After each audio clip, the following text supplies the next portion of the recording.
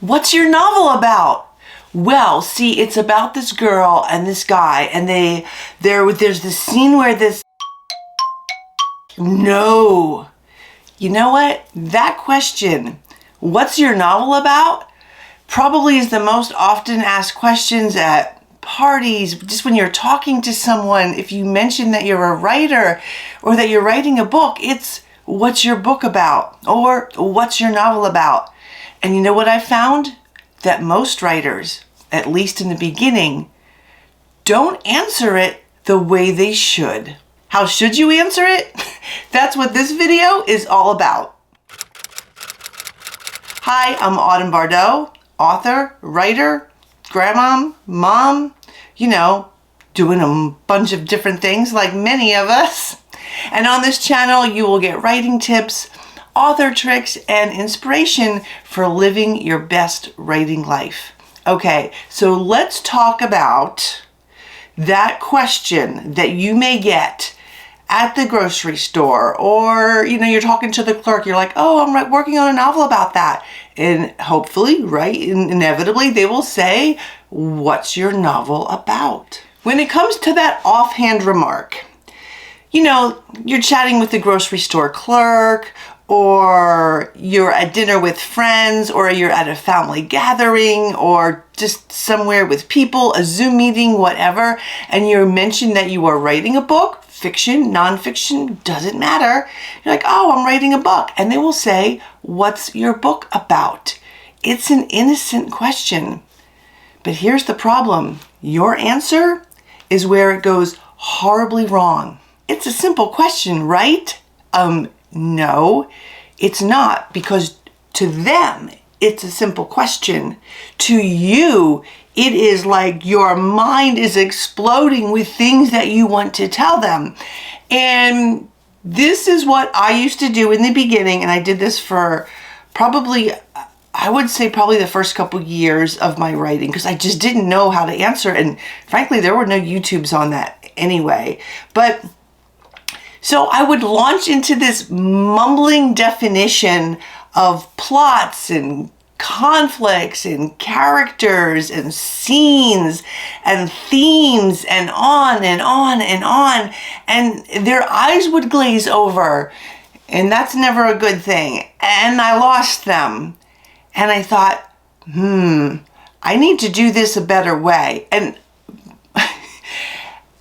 And there is a better way. So this just isn't about telling people, giving them a good response, a one-line response to, their very simple question, what's your book about?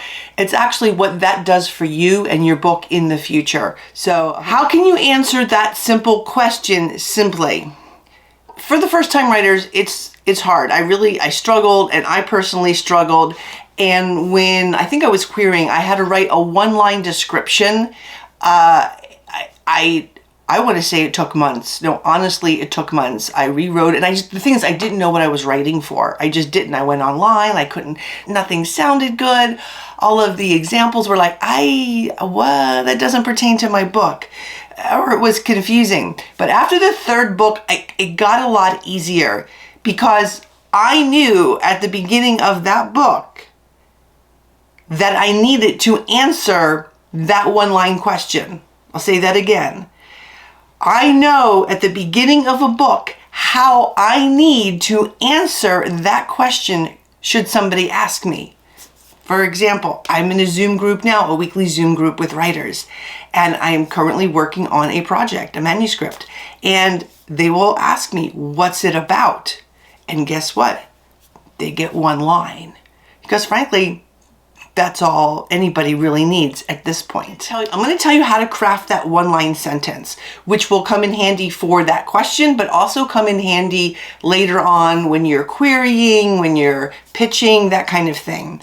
Okay, so the benefit of the one-line description is that when you craft a good one and you tell your friends or the store clerk or whoever what it's about, and they go, ooh, that sounds interesting.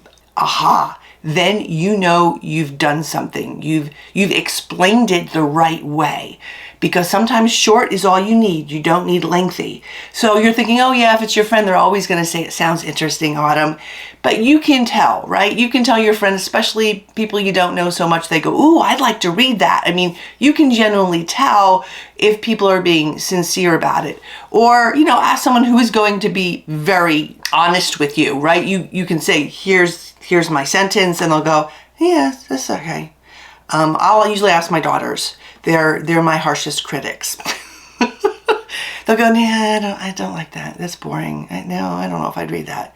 But what's also interesting, a little aside, is I was discussing this topic, you know, the topic for this week on my YouTube channel, because my son always says, what's the topic, Mom? And I was telling him, and he says, oh, that's interesting. I want to know because my coworkers always ask me, what are your books about? And so sometimes I'm like, well, it's about, I said, you're doing the same thing writers do. So I gave him quick lines. He goes, oh, those are short and super easy. I don't even have to memorize those. I'm like, right, because they're logical, make sense. And that's all people want to hear.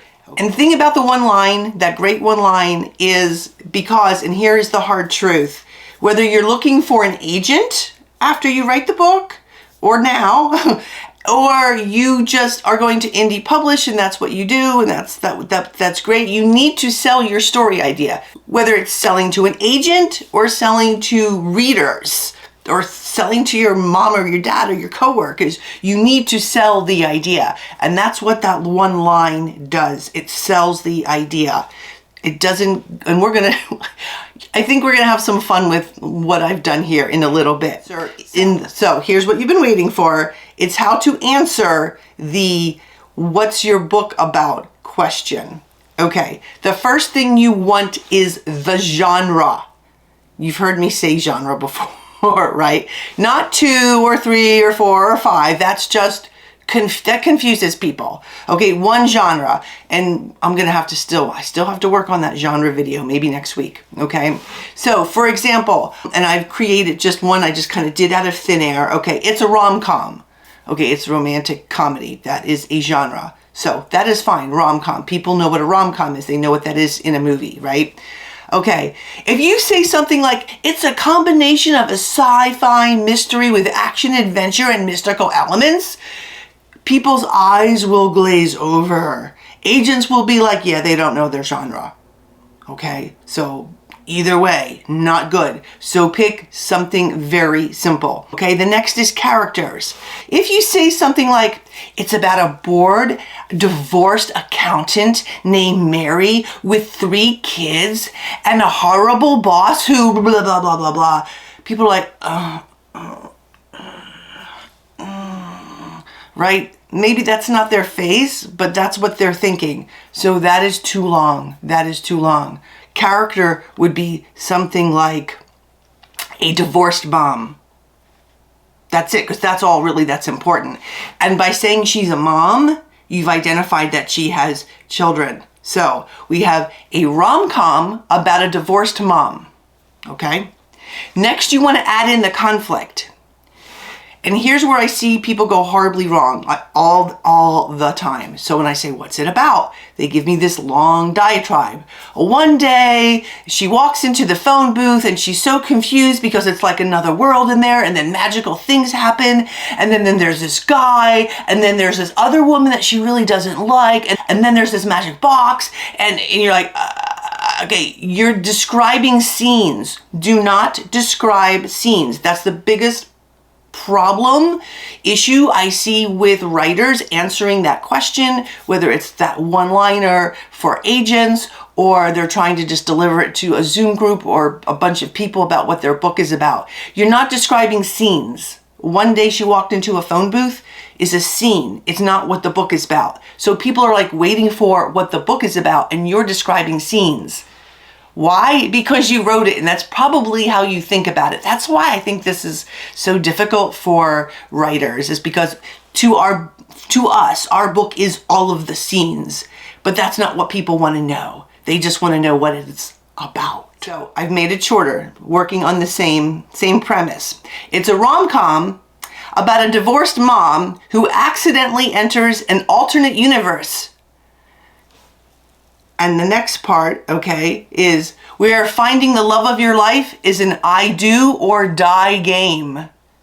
Okay, I'm not actually writing that book, okay? So I'll say it again. It's a rom-com, so we've got the genre. About a divorced mom. It's a character who accidentally enters an alternate universe.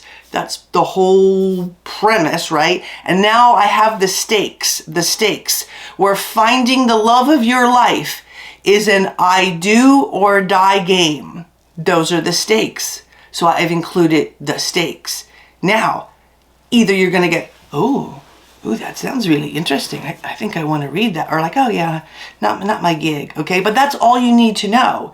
Okay, that's the bulk of it. You don't need all that other stuff like, you know, walking into the phone booth and then her kids get lost and like all those other things, because that's not what your book is about. So don't think in terms of scenes. Do not think in terms of scenes.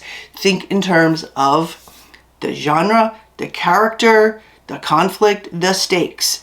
That's it. That's what you need for that one line. Genre, character, conflict, stakes. That's it. We had a short video today. I will see you next week when hopefully I'm going to discuss all the important reasons why you actually need to nail down your genre. Until then, dream, create that perfect one-line sentence, and embrace. Bye-bye.